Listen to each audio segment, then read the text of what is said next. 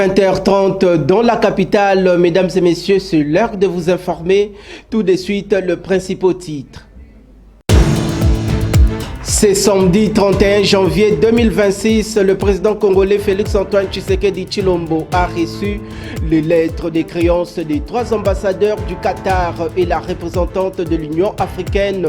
Cette démarche s'inscrit dans le cadre de renforcement d'un élan diplomatique. Vous aurez de plus amples détails dans ces journaux. La question liée à la candidature de l'RDC à l'élection au poste du secrétariat général au sein de l'Organisation internationale de la francophonie était abordée à l'issue de la réunion du Conseil de ministres présidée par le chef de l'État Félix-Antoine Tshisekedi Tshilombo à la Cité de l'Union africaine. Les détails dans quelques minutes. Il sort tête haute après avoir rendu de loyaux services au sein du club louchois, le tout-puissant Mazembe. Il s'agit bel et bien du coach de nationalité sénégalaise, Lamine Ndiaye, qui a fait ses adieux. Le contenu à suivre dans ces journaux.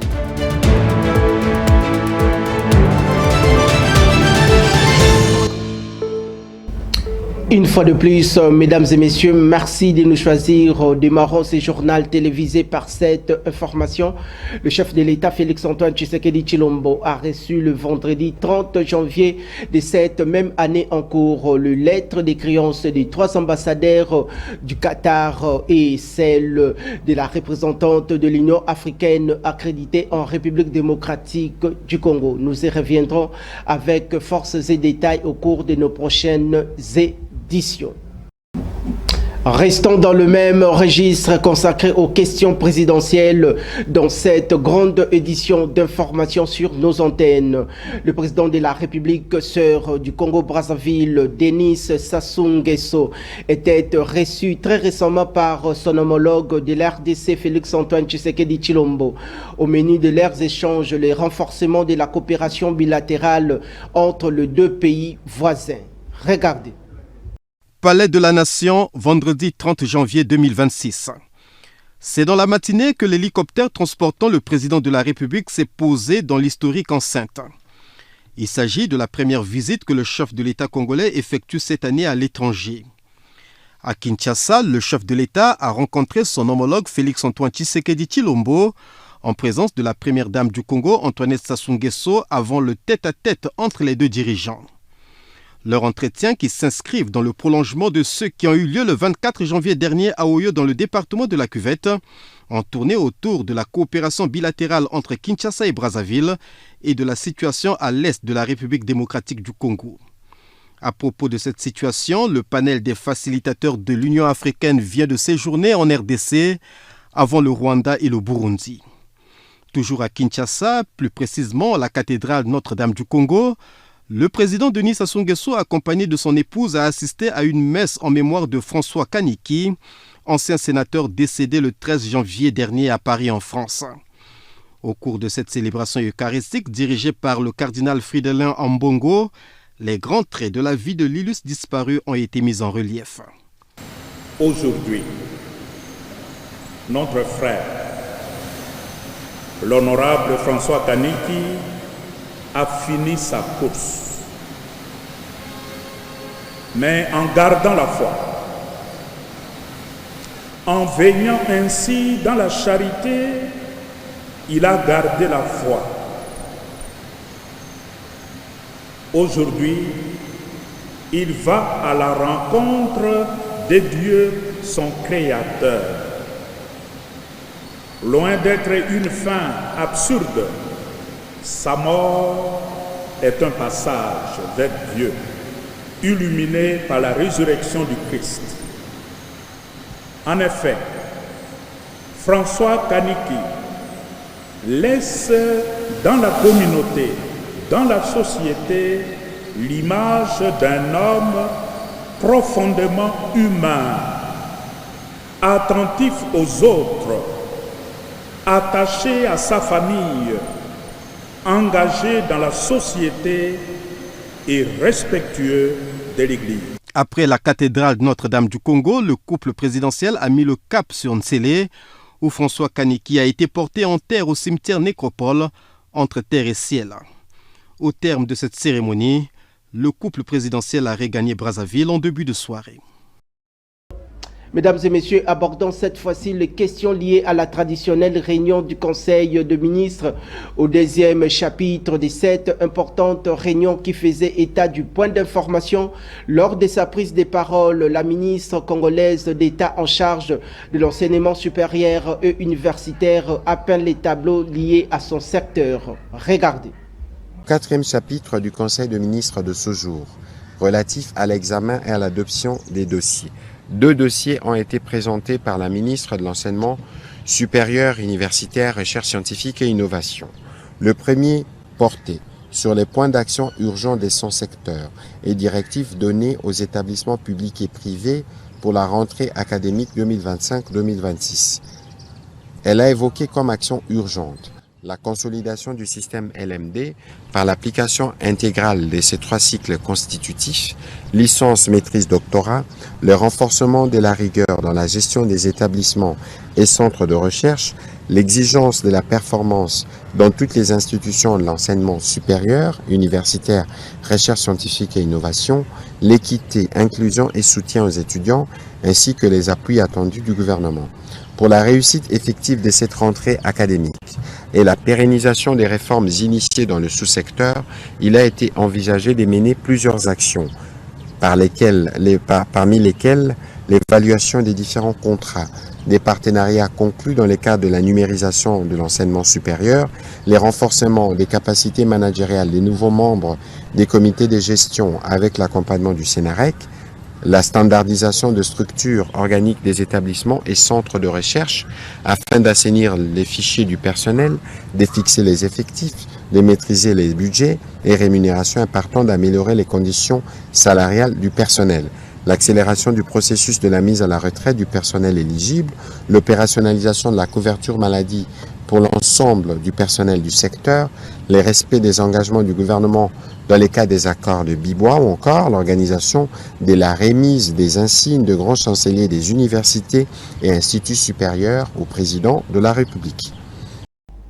Restons dans le même ordre d'idées consacré à la traditionnelle réunion du Conseil de ministres à la Cité de l'Union africaine présidée par le chef de l'État Félix-Antoine Tshisekedi Tshilombo. Sachez que la question liée à la candidature de la RDC à l'élection du secrétariat général de la francophonie a été débattue. Suivez une fois de plus Patrick Mouyaya Katemboui, porte-parole du gouvernement de l'Union sacrée de la nation.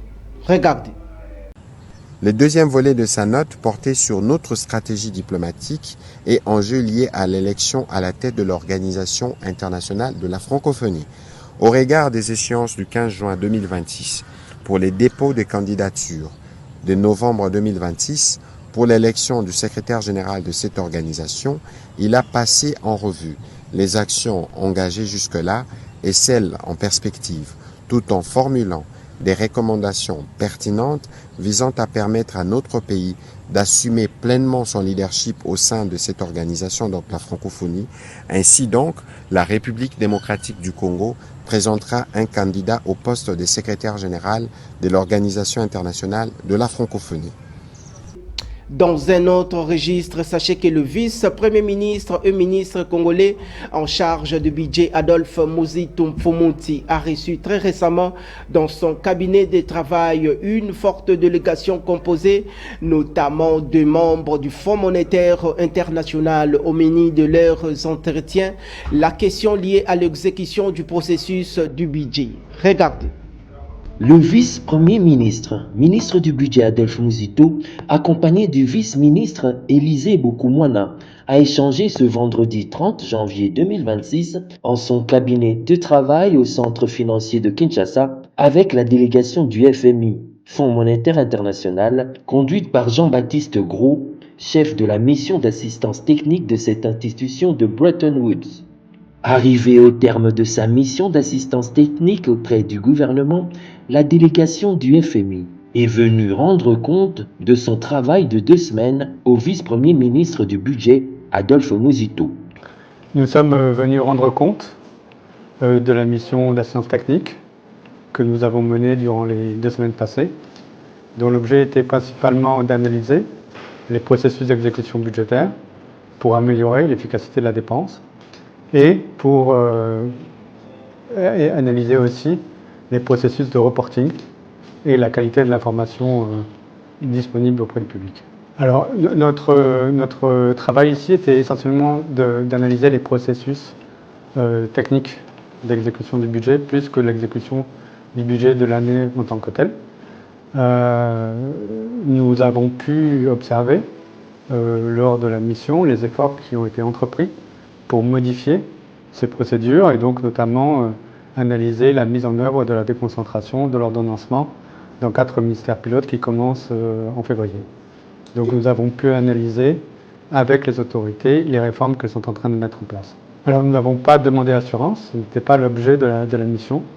La mission c'était vraiment pour discuter de la faisabilité technique de la réforme qui est en train d'être mise en place. Durant cette mission d'assistance technique, dont le travail était essentiellement d'analyser le processus technique d'exécution du budget, l'équipe de cette institution de Bretton Woods a salué les efforts que le gouvernement congolais ne cesse de déployer grâce aux réformes en cours pour améliorer l'efficacité de la dépense.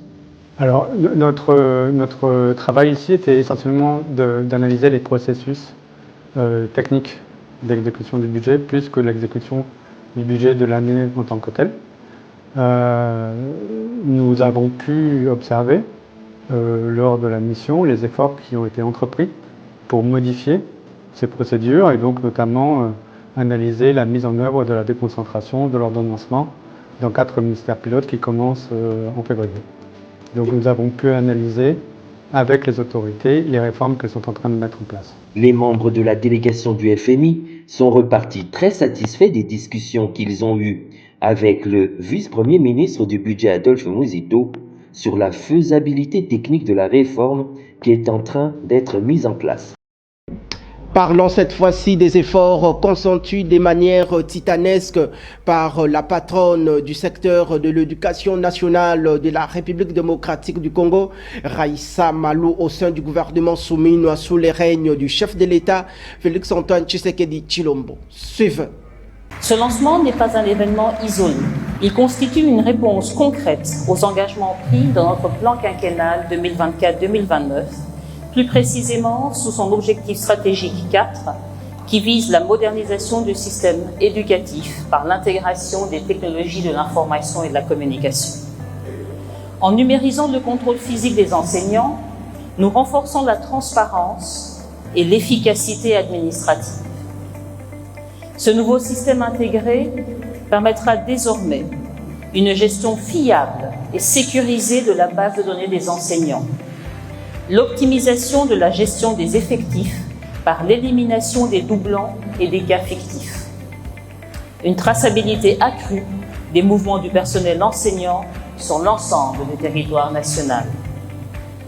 Les tests concluants menés dans les provinces de Kinshasa et du Congo central nous permettent aujourd'hui d'amorcer la généralisation de ce dispositif à l'échelle nationale. La remise symbolique ce jour, qui comprend 1260 tablettes et 309 ordinateurs et un serveur, grâce à l'appui du projet PERS, dote nos services des outils nécessaires pour mener à bien cette mission régalienne.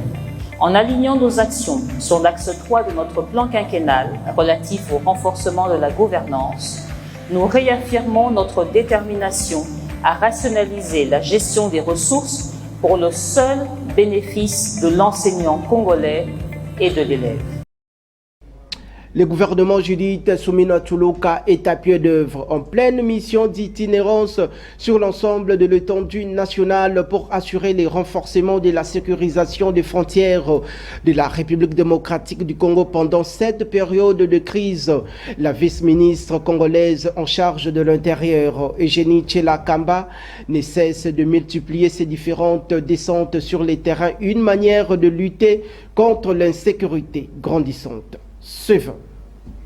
Aucun centimètre de la superficie de la République démocratique du Congo ne sera récupéré par un autre État sous les rênes du président Félix-Antoine Tshisekedi Tshilombo. Debout, la vice-ministre de l'Intérieur, Eugénie Tshela-Kamba, veille sur la concrétisation de cet engagement du gouvernement de la République à travers sa mission d'itinérance, de contrôle et d'inspection amorcée sur toutes les frontières du territoire national à partir du Congo central avant l'étape du Grand Bandundu et Grand Kassai, où elle a prolongé jusqu'aux bornes de Kamako et Kanjanji. La vice-ministre de l'Intérieur, Eugénie Lakamba, prévient les agresseurs du pays des Lumumba. Nous sommes en itinérance. La sécurité de notre pays est entre nos propres mains. Vos mains, nos mains, les mains de tous les Congolais et toutes les Congolaises. Et la sécurité commence par la cohésion nationale et la vigilance. Nous devons tous être en alerte parce que le pays est agressé. Nous sommes agressés dans toutes nos frontières, à plusieurs niveaux. À l'est, c'est la guerre. Ailleurs sont les infiltrations que nous devons tous ouvrir les yeux pour que nous puissions nous-mêmes prendre notre sécurité entre nos propres mains.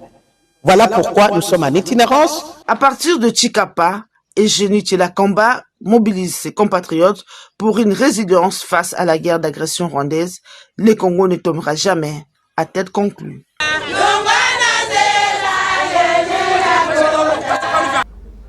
Restons toujours dans cet élan de la défense de la patrie pendant cette période de l'agression rwandaise sur le sol congolais. De son côté, le vice-ministre honoraire de la République démocratique du Congo en charge de la défense nationale, Sami Adoubango, s'active sur le terrain pour sensibiliser la population de la province de l'Ituri contre cette situation. Suivez. Milliers, Sami Adoubango Awoto, présent à l'événement, a rappelé à la population des Alor d'Ouganda les rôles des chefs coutumiers dans la cohésion communautaire, tout en insistant sur la nécessité de préserver la paix et de promouvoir le développement. N'importe qui a copiégé bino. Tozana posa bande konabiso nyoso. Ezala yangal.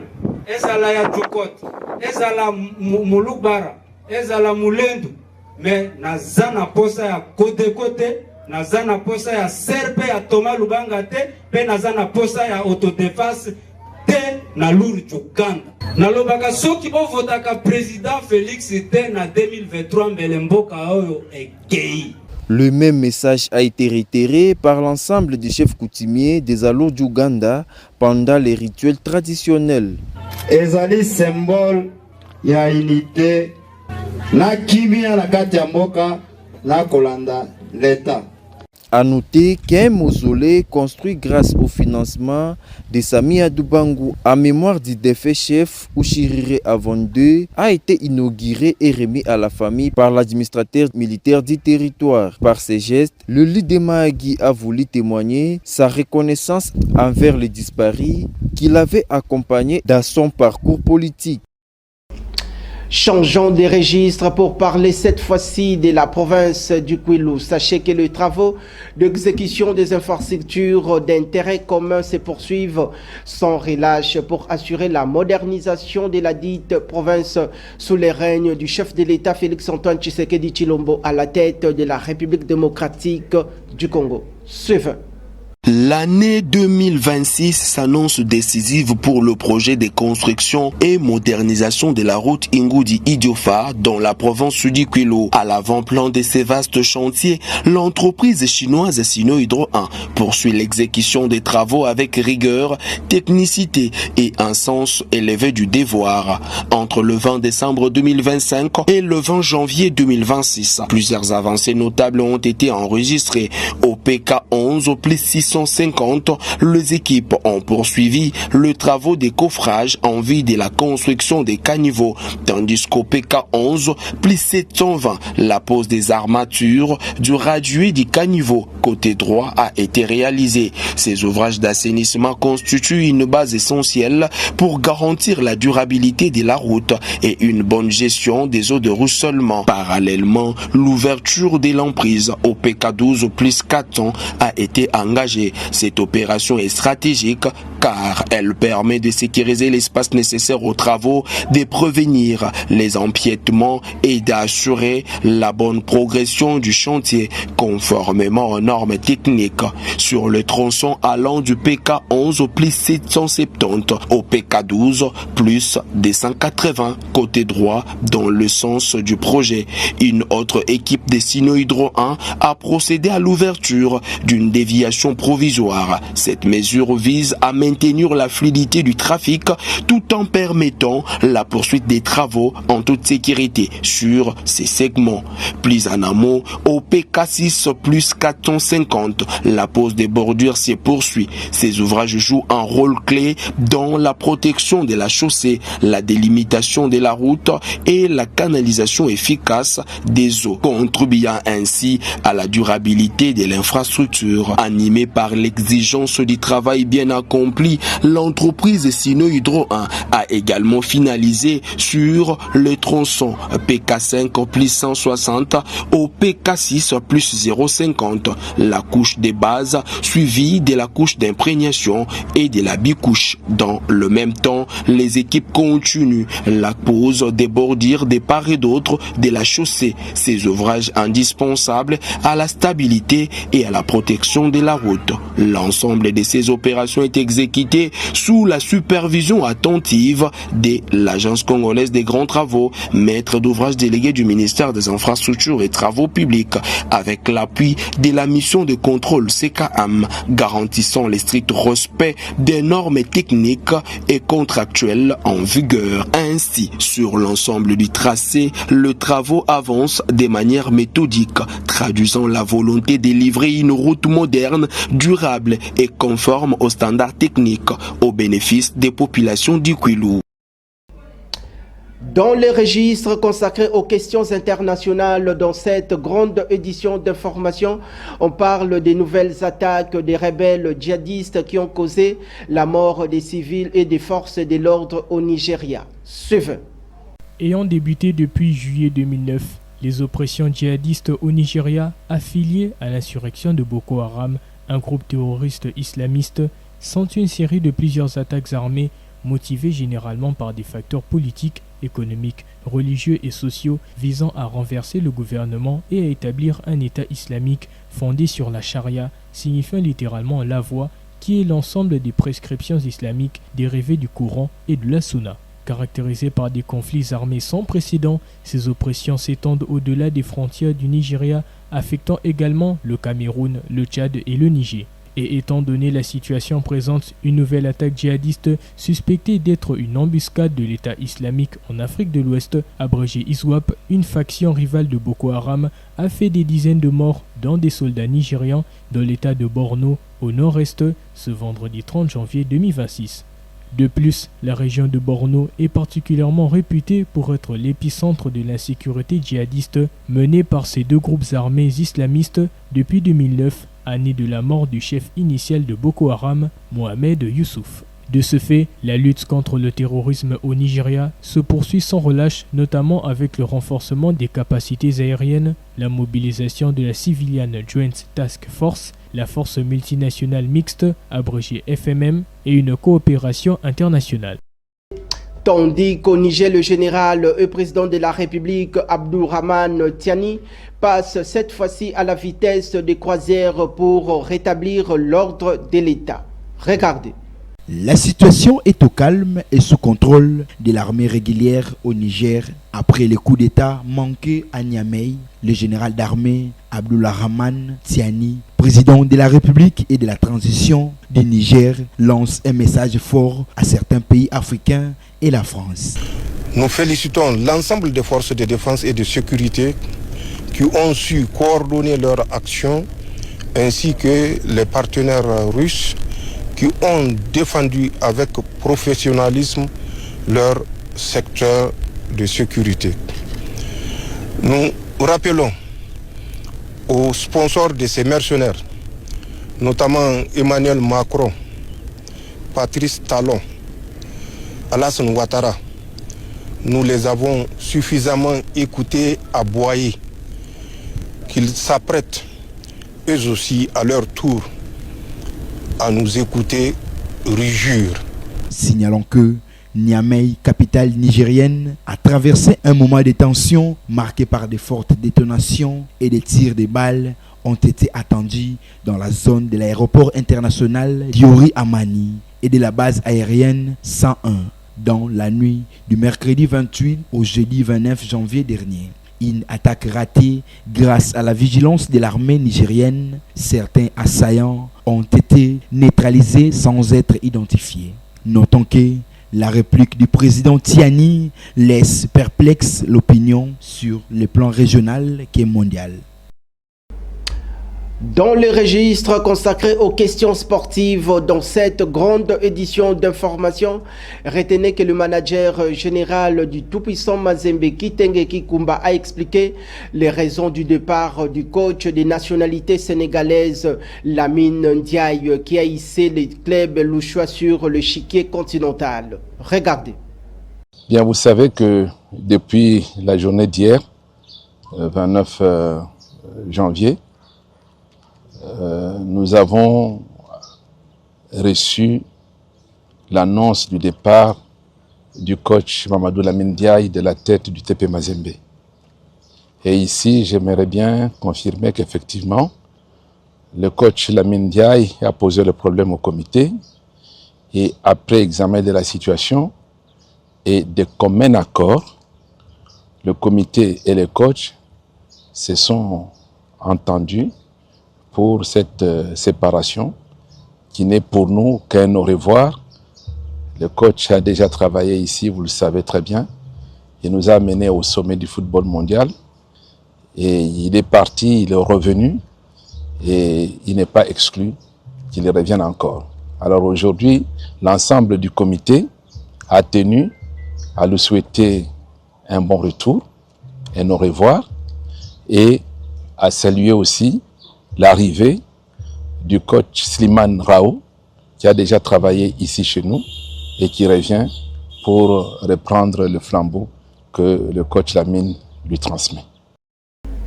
En santé, complétez votre connaissance à travers le bienfait de la carotte, à travers cette très belle voix de notre consoeur Ruth Mboua.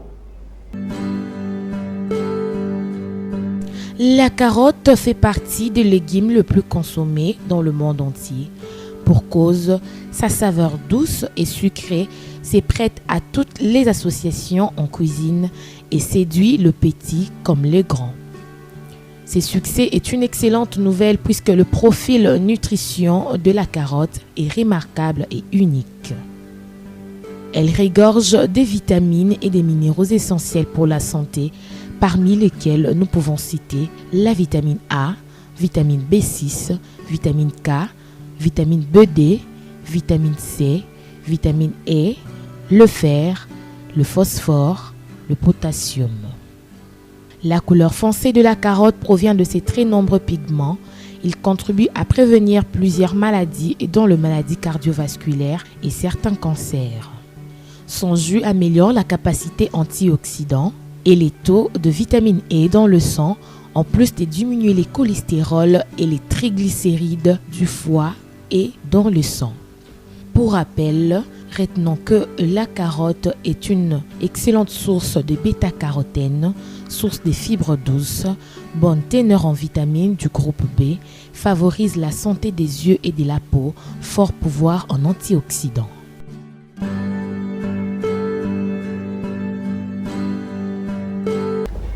Sur le plan météorologique, sachez que demain le dimanche 1er février 2026, de nombreuses éclaircies parsèmeront le ciel et la température sera de 27 degrés Celsius.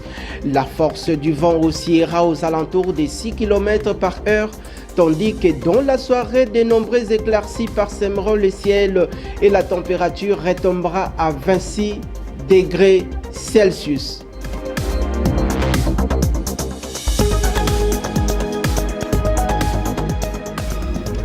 Mesdames et messieurs, c'en est fini pour aujourd'hui. D'ici et d'ailleurs, vous étiez nombreux à nous suivre.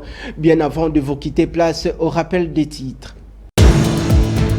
C'est samedi 31 janvier 2026, le président congolais Félix-Antoine Tshisekedi Tshilombo a reçu les lettres de créance des 3 ambassadeurs du Qatar et la représentante de l'Union africaine. Cette démarche s'inscrit dans le cadre de renforcement d'un élan diplomatique. La question liée à la candidature de la RDC à l'élection au poste du secrétariat général au sein de l'Organisation internationale de la francophonie était abordée à l'issue de la réunion du Conseil de ministres présidée par le chef de l'État Félix-Antoine Tshisekedi Tshilombo à la Cité de l'Union africaine. Il sort tête haute après avoir rendu de loyaux services au sein du club louchois, le tout-puissant Mazembe. Il s'agit bel et bien du coach des nationalités sénégalaises, Lamine Ndiaye, qui a fait ses adieux.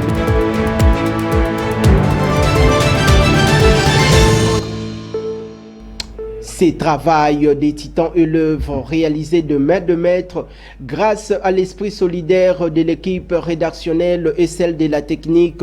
D'ici là, portez-vous bien, excellente suite de programmes sur nos antennes. Je vous retrouve prochainement avec la même ferveur que la paix dédiée règne totalement en maître sur l'ensemble du territoire national. Au revoir et à la prochaine.